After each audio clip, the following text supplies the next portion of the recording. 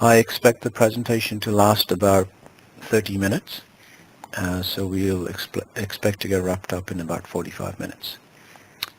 So brief look at the agenda. We'll talk about what is the problem definition, so to speak. Most of you are familiar with level controllers and levels in your processes in different facilities. We'll talk a little bit about what are the typical level strategies available. How do we handle levels in advanced process control? A few examples.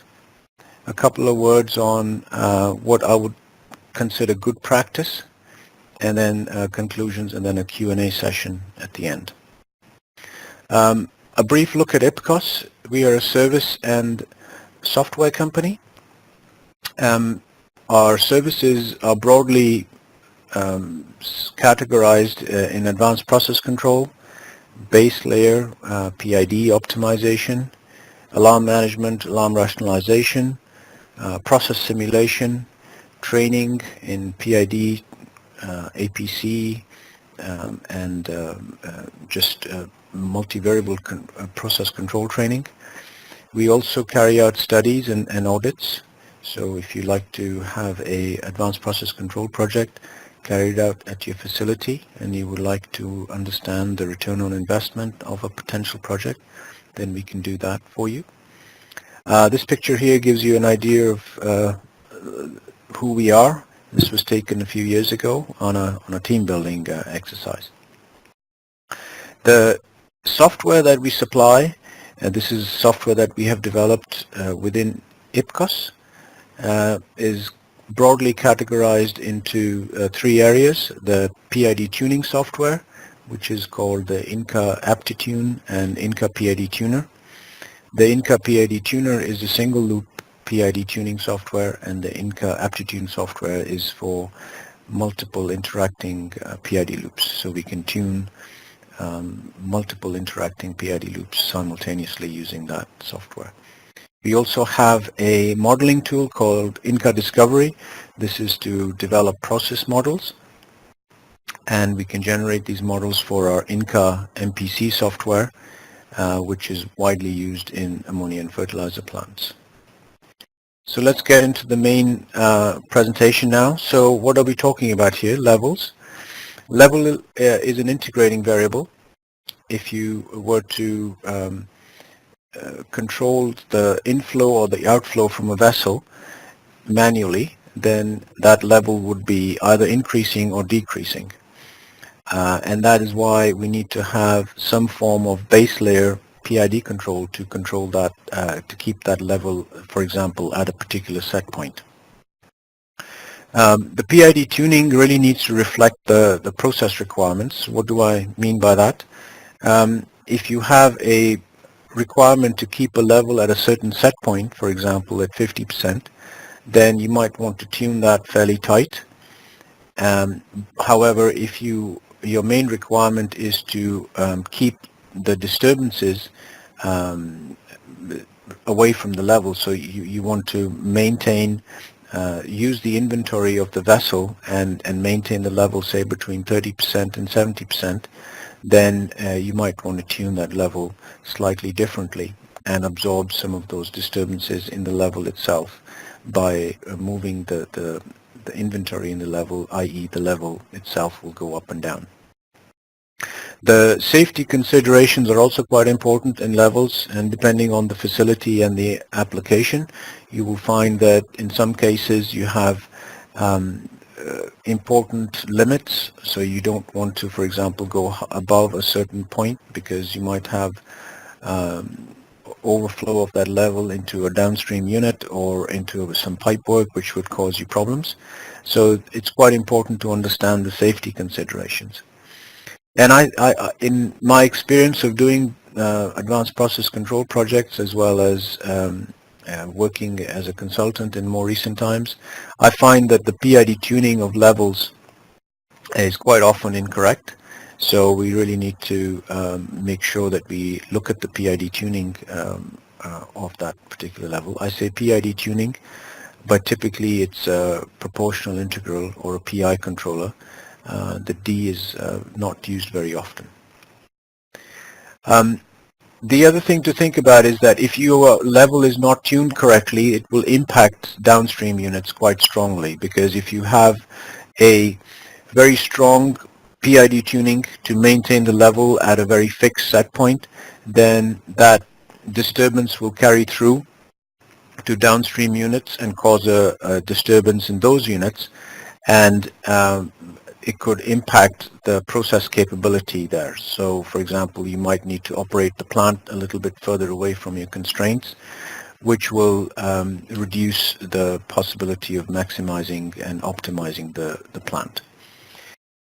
The other aspect of levels, which is really the subject of this presentation, is about advanced process control and how do we handle levels in advanced process control. A lot of engineers have different views on this. Some people really keep it in their mind that they will break all levels that they see in a process and include those levels in advanced process controller as explicit level CVs, and the associated valves or flows as MVs. And there are several pros and cons of doing this. I would say it is in the end an engineering judgment, and you need to look at different aspects of before making that decision, and we will touch on those few aspects. But here what I will say is that an easy way of checking how responsive or how fast a level is acting is by just going to the operator and breaking that level cascade loop or the level loop, and just watching it and checking how frequently you will need to make changes in the output or the flow controller to keep that level on control. And if you are having to make several step changes in about half an hour, you're making 15-20 changes, then clearly that is a level that is either the vessel is quite small, or there are several disturbances coming in, and it will be hard for you to control that level in APC, for example, because what you will know is that in advanced process control, the application typically runs every minute.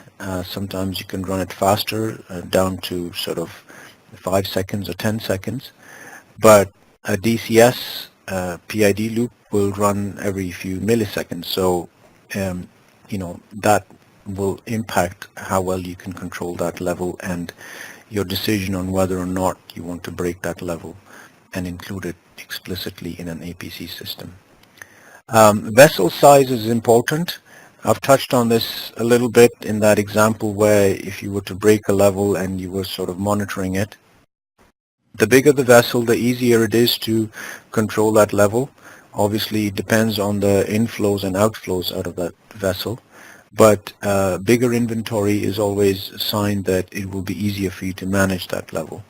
And also it means that you're able to use that inventory to absorb some of the disturbances, and if you were allowed to vary that level, say between a range of 30% and 70%, then it will be a very beneficial thing for you to do that. Also think about if there's any emergency shutdowns linked to the level, and if there are, then seriously think about whether or not you want to include that level in an APC system. Quite often, if there are emergency shutdowns linked then to the level, then you would not include that level in an APC system. What are the typical level strategies? I call this level strategies as in configurations that you might find out there.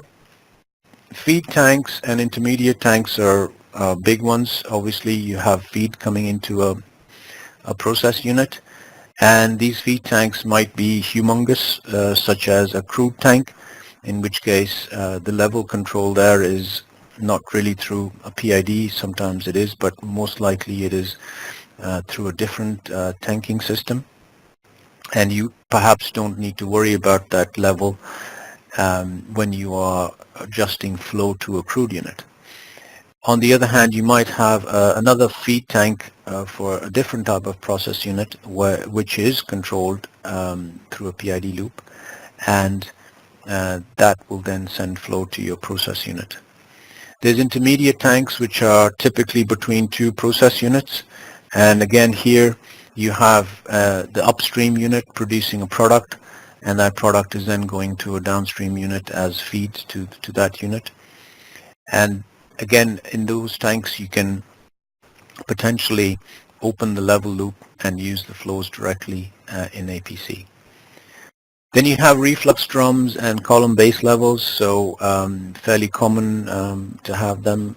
And again, these sorts of applications, typically you would keep the level loops intact rather than breaking them. But again, I would say there are certain examples where you would do you would break the levels because of very specific reasons.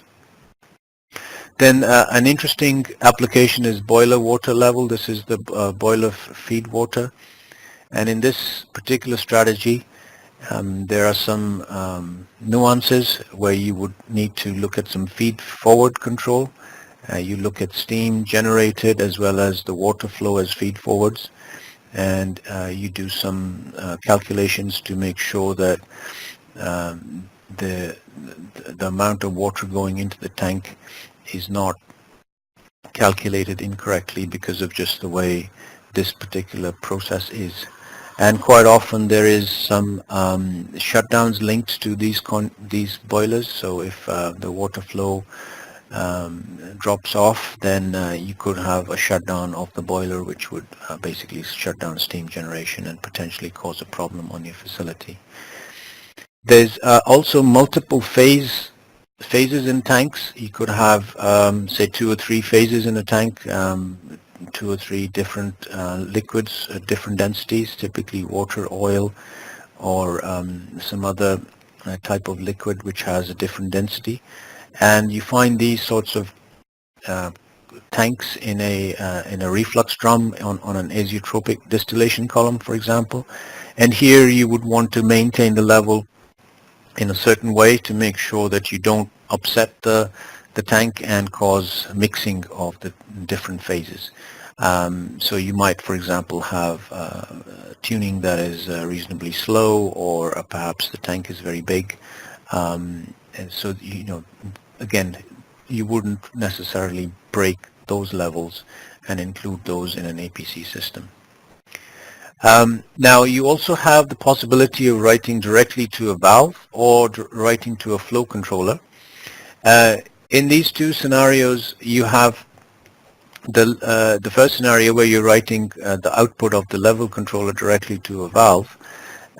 If you have a change in the pressure in the downstream side, then the flow through this pipe, so to speak, will change, which will affect the level. However, if you have a flow controller acting on this, then if you have changes in downstream pressure, those will be taken care of by the slave loop, which is the flow loop in this case, and your level will not get affected. So if you have an arrangement where you're writing to a valve and you're finding that the level control is not very good, you might want to change it and recommend making a flow loop as a slave loop. Mass balance is got to be maintained, and if you look at a distillation column, you have a flow coming in and you have a product from the top and a product from the bottom. Let's say it's a simple distillation column, and typically the reflux drum at the top, you might have it the level cascaded to the product flow, and at the bottom you have the bottom level of the column cascaded to the product flow, and you sort of automatically maintain that mass balance. If you are breaking either of those loops, then you need to understand how you're going to maintain that mass balance in the APC system, and more importantly, that you are able to maintain that mass balance quickly if you have disturbances coming through the plant. You might also need to think about downstream unit considerations. So if you have units downstream where you have the requirement that the flow should change slowly and potentially also not vary too much, because the qualities on that downstream unit get affected by fast-moving changes in the feed to that unit, then you might want to consider breaking the level loop in your unit, which is supplying the product to the downstream unit, which is the feed to that particular unit. So that's also a reason why you would look at potentially breaking the levels. But more importantly, in the context of PID tuning, also think about potentially tuning those levels appropriately, so you can allow potentially variations in the levels and less variation in the flow to the downstream unit. Now, using the vessel as an intermediate inventory is also sometimes quite important. Again, you have the previous example where you have a downstream unit which requires slow variation of the feed. In that scenario, you can use and potentially your level in the column that is supplying that flow can take variations, which means that you can absorb some of the disturbances in that inventory and allow a more smooth flow of product slash feeds to the downstream unit. So things to think about in terms of just levels in PID as well as levels when you're thinking about APC. Now, in APC, there's few specific examples where it's interesting to think about breaking level cascades. The first one is feed modulation. This is if you have a feed tank and you are supplying feed to the your process unit, and what you have is potentially a lot of disturbances that are coming into that feed tank, and maybe that feed tank is taking feed from, say, a couple of different process units and then distributing it to your unit.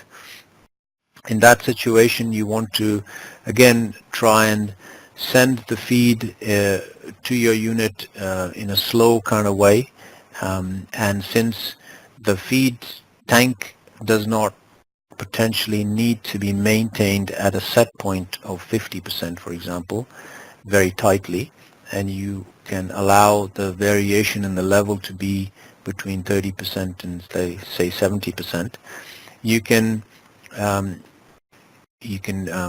send the flow slowly to your unit when you are within that range of 30% and 70%.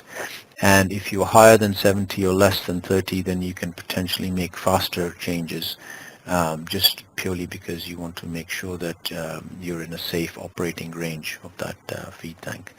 So that particular type of example is very helpful. And if you break that level loop and control the level explicitly in APC and control the flow as a manipulated variable, then you can achieve some good feed modulation to your process that you're controlling. Another good example is where you have multiple process units. So let's say you have 3 process units and you would like to develop a model between the feed going to the first part of the unit, and this could be, say, 3 distillation columns perhaps. And if you wanted to establish a relationship between the flow and the quality at the back end, then in the traditional way, if you made a step change in this flow of, say, 2 cubic meters, you would really wait for the process response to filter through and come through, and you will see it in the quality.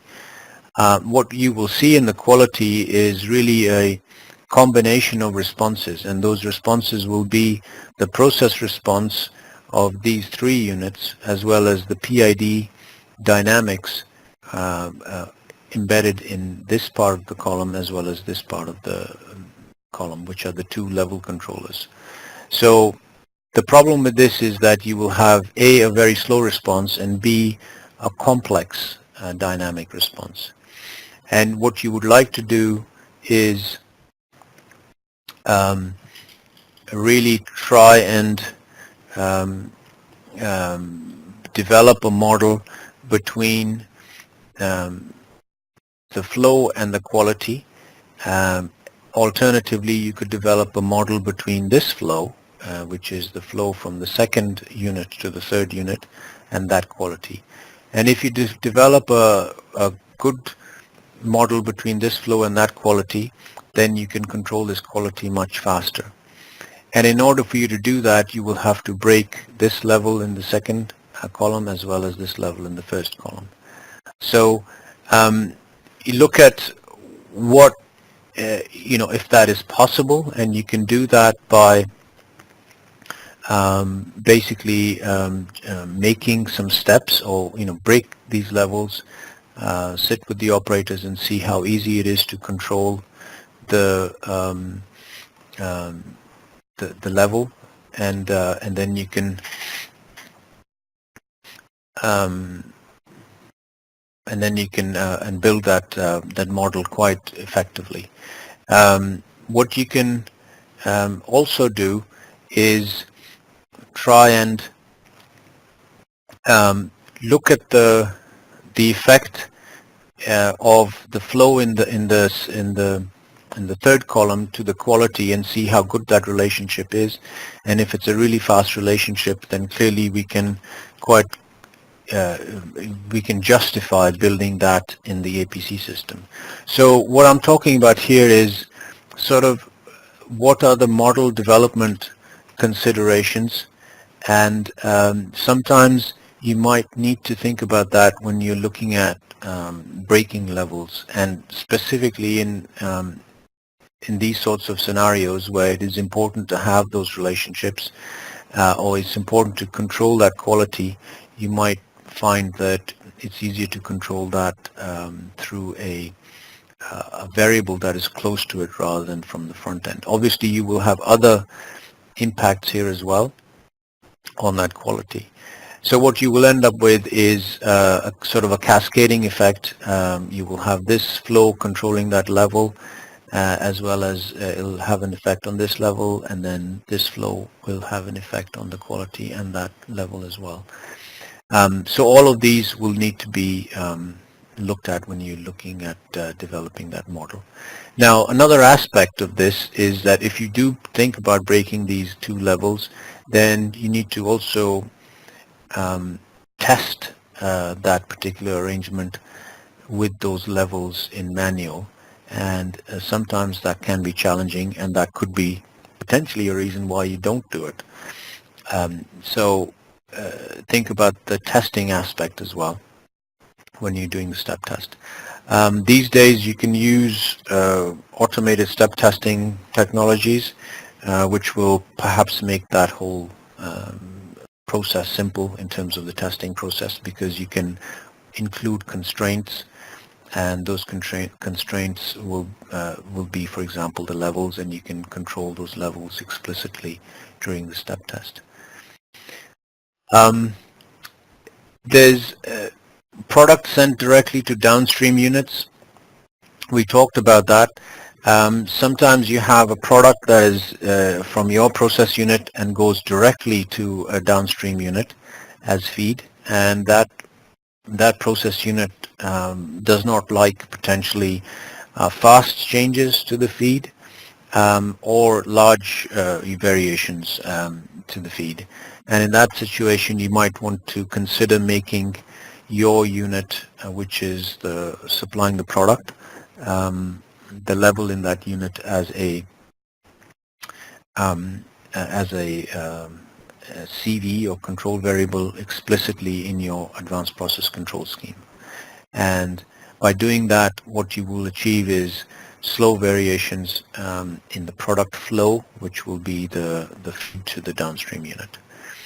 Now, nonlinear control of levels is also an interesting thing. Those examples I gave where you want to maintain a drum level or a level in a vessel between, say, 30% and 70%, that can be done very easily in advanced process control, because you can adjust the dynamic tuning so that it is slow in that area, in that region of 30% to 70%, which means that the flow that is going in or going out of that vessel can be will be adjusted slowly as opposed to when it goes above 70% or below 30%. So in those situations, it's sometimes easier to have the level in an APC application as a control variable. Also, if you have valves that are nonlinear, it is sometimes easier to break the level. One example that comes to mind is if you have a draw valve from a distillation column from a tray, and really sometimes above 60-70% or 75%, between 75 and 100, really nothing happens. And what you can do is you can make that linearization explicitly in the APC system, which means that you can understand that behavior better and you can act on it better, as opposed to leaving it in a PID controller, in which case you're kind of at the mercy of the valve saturating when it goes above 75% and really getting into that very nonlinear area. A key consideration in all of this and in all of your thinking when you are considering breaking a level is how fast are the disturbances coming into the plant. And the answer could be, well, I don't have any disturbances. And these disturbances, remember, can be flow disturbances, as in feed flow from other units. It could be temperature disturbances because of heat integration with other process units. Or it could be ambient conditions that are changing very quickly between day and night, or conditions. Or if you have a thunderstorm, or it starts raining and suddenly affects your process very significantly. And if your levels can be maintained in manual under fast disturbances, then that is one sort of tick box checked, and that will make it easier for you to make a decision to keep that level open and maybe include it in the APC system. There's a couple of examples here. This is a C3 splitter column, and the demonstration here is a little bit about PID tuning, as well as just give you a flavor for sometimes we need to make adjustments on the base layer strategy itself. So the earlier strategy was that this level was cascaded with the reflux flow, and there was a product draw that was kind of in a ratio controller, and we found that this was not working very well. And we changed this setup so that the level was acting on the top product flow and the reflux was acting on some kind of a ratio controller. And the interesting thing here is that if you see this earlier relationship, if you made a change in the flow here, the level would respond very quickly. There's really no delay here. However, if you now make a change in this top product flow, what you're doing is you're changing the vapor traffic up, and then you need to condense it, and then you will see an impact in the level. So if you look at the model, and if we made some steps, obviously this is the product flow and the level, and what we found is that there's a large delay of about 16-17 minutes, and then the level starts reducing. So if you increase that side draw, the level starts reducing after a delay, and you can explain that delay because of the lag in the system. We use this to do the tuning, and what we found was the tuning worked very well. We used our APTitune software to do this tuning. The blue shows you the response of the old tuning, and this is the response for when there is a disturbance in the system. And you can see after about 250 minutes you still have a bit of an oscillation, and the new tuning is shown in red, which kind of gets to rejecting that disturbance in about 150 minutes. You can also see that through just set point PV and output trends. The blue is the set point, the red is the PV of the level, and the green is the output. And the new tuning shows a much improved set point control in this particular case. Which was important because we wanted to manage the mass balance quickly. So if you look at the process, this is a slow moving column. We want to maintain the mass balance, and that will help in the overall control of the column. The tuning parameters, you can see the old and the new. This is a Honeywell DCS, and you can see the significantly different tuning parameters. And we did not use the derivative in this particular case. My second example is a really one on cascade tuning. This is a process which is an amine treatment. So you have an absorber which gets some lean amine coming in. We absorb the H2S, and it goes to a regenerator where you regenerate the amine solution, and you strip out the H2S, which goes to a sulfur recovery unit. The loop that we were looking at tuning was this level to flow cascade, and we used our APTitune software to do the tuning. The point here is about tuning this as one problem rather than tuning the slave first and then tuning the master. We are able to tune this as a single loop, and if you can see, we put this level, this flow controller in manual, and if you make a change of say 1% in the valve, you will see a change in the flow, and you will also see a change in the level. And that is what you see in this model here. If you make a change in the valve output, the level reduces, and of course the flow, its own flow increases. We use this model in our APTitune software. This is a Yokogawa DCS, and we chose the IPD equation, and there's multiple possibilities in the APTitune software where you can choose the different types of equations. And we came up with, we tuned this as a single problem, and we came up with this solution. The final tuning parameters, and these are the initial ones. So you can see there's quite a big difference between those tuning parameters. And more importantly, if you look at the tuning itself, it's much improved in terms of better level control.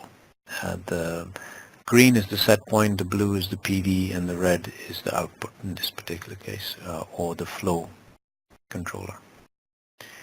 So let's look at a couple of points regarding good practice.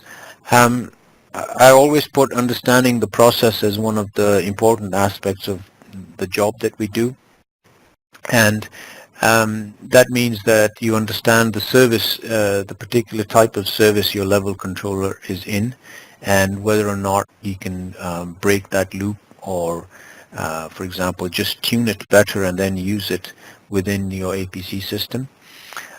Use the inventory of the vessel. This is also quite an important aspect of things that you need to consider when you're thinking about breaking a loop, and also just generally about improving the process itself. If it's a large vessel, then maybe you can tune it slightly slowly. If it's a smaller vessel, then you might need to tune it faster. And again, whether you are using APC or not, I think these considerations should be thought through regardless. For levels, it is sometimes very tricky doing PID tuning just based on experience. So I always suggest that you use some form of PID tuning software, and you will really get good results very quickly, and you won't have to iterate and constantly tweak these PID tuning parameters. So I would suggest using some software to do that to get best results. When you're thinking about breaking a level loop and including it in an APC system, so what I'm talking about here is break a level loop, use the level PD as a control variable in the APC system, and using the valve or the flow or the level controller output as a manipulated variable, then we really need to make sure we think about various aspects in making that decision. And some of those things you need to think about are disturbances to that part of the process, whether it's flow disturbances coming in, are they fast disturbances, are they slow disturbances, do we need to reject those disturbances quickly because maybe there's a safety consideration or there's a shutdown consideration. If the vessel size is big, perhaps you can absorb a lot of that disturbance by a change in the inventory. If the vessel size is small, then maybe be careful on whether or not you want to break that level. And also the downstream unit considerations, whether you are affecting downstream units in any way which might impact the quality and the process capability of those downstream units. There's also the things we talked about on model development in APC. How easy would it be to do a step test?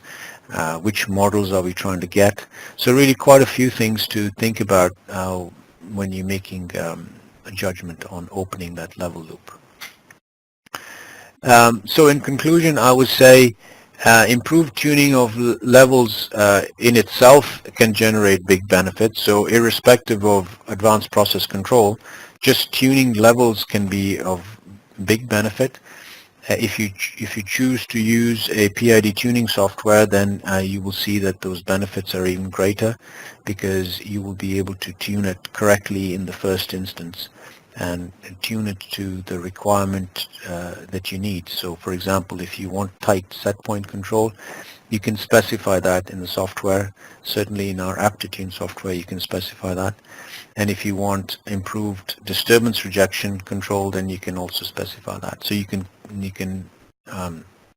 make the tuning specifically to the way you want it. Opening or closing a level is quite important in terms of what is, making that decision in APC. My general experience, which some people agree with and some people don't, is that I generally try to maintain the levels in PID control as much as possible.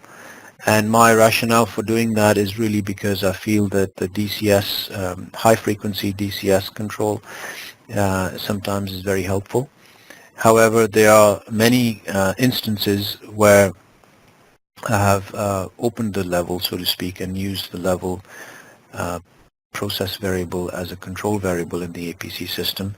And in those scenarios, I've basically gone through the rationale, thinking about all the different aspects, how fast are the disturbances, look at downstream units, look at modeling aspects, etc., and then really chosen to open up that level. And it can be quite a key decision because it will have an impact on how you do the modeling. So if you reverse that decision, then sometimes you need to redo a lot of models, and step testing and things like that. So quite important to think that through carefully.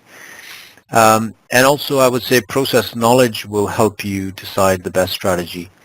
And this, we saw those couple of examples on the example on the C3 splitter where we changed the base layer.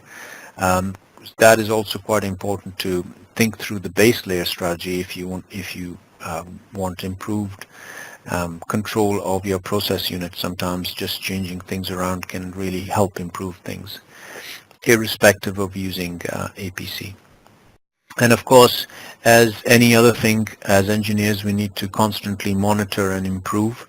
So take a look at what choices you've made. Perhaps you've broken a level and included it in an APC system.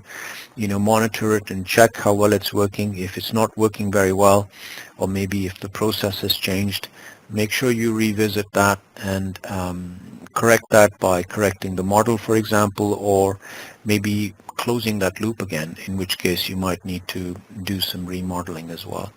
So make sure you keep that in mind. With that, I end the presentation. If you have questions, please type them in the WebEx chat, and we will address those as soon as possible. I also have a little bit of information on our next webinar coming up. While you're busy typing your questions, I'll just mention this. The next webinar will be done by my colleague Christian Moons sometime in June. We haven't decided the date.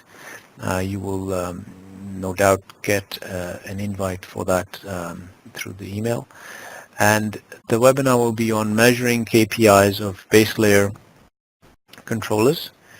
And in this webinar, Christian will discuss the different ways to implement PID KPI monitoring, ranging from simple, effective approach that you can do yourself to the sophisticated approach that can be that is available in off-the-shelf software products. So we will do that in June. Another couple of small points. First of all, thank you for your participation. My email address is here, sam.dhaliwal@ipcos.com. If you would like to email me, I'll be happy to send you a copy of the presentation. Alternatively, you can visit our YouTube channel. If you just search IPCOS Leuven, Leuven being the city where our headquarters is, you will get to our YouTube channel, and you will see lots of different presentations there, and feel free to view them. You can also go to our website to download some case studies and some other information. Thank you very much, and we will now take some questions. We have one question here, which is a kind of a generic one. It says, what is the most important aspect to think about when including a level in APC?